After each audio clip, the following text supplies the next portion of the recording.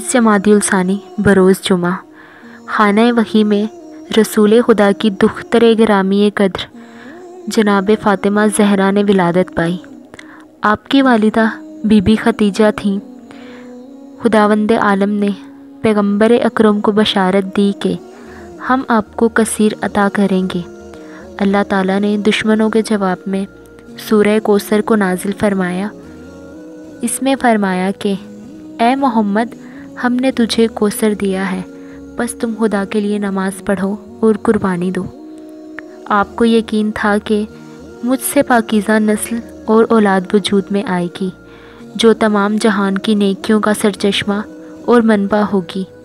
جب اللہ کا وعدہ پورا ہوا اور جناب فاطمہ زہرا دنیا میں تشریف لائیں اور آپ کے نور ولایت سے جہان روشن ہوا، تو جناب رسول خدا کو اطلاع دی گئی کہ اے خداوند عالم نے آپ کو بیٹی دی ہے۔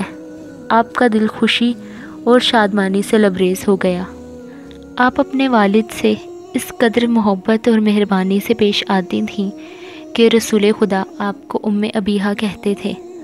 آپ اپنے بابا کی ہر مشکل اور کٹھن حالات میں ساتھ دیتی تھیں، اور رسول خدا بھی آپ سے اس قدر محبت کرتے تھے کہ جب بہت مشکل میں ہوتے تو آپ کو دیکھ کر اپنے سارے غم بھول جاتے تھے، اور جناب سیدہ در نبوت سے در ولایت میں منتقل ہوئیں تو دفاع نبوت سے دفاع امامت بھی بن گئیں۔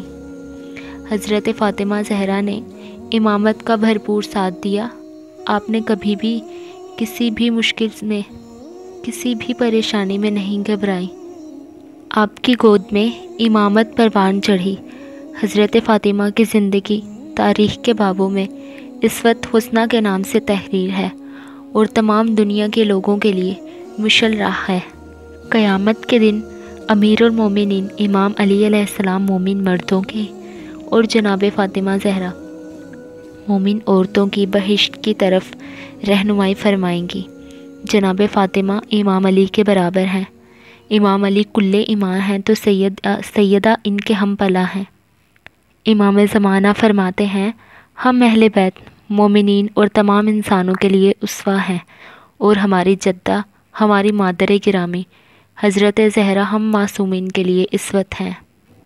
تمام مومنین و مومنات کو میری طرف سے ولادت باسعادت جناب فاطمہ زہرا بہت بہت مبارک ہو۔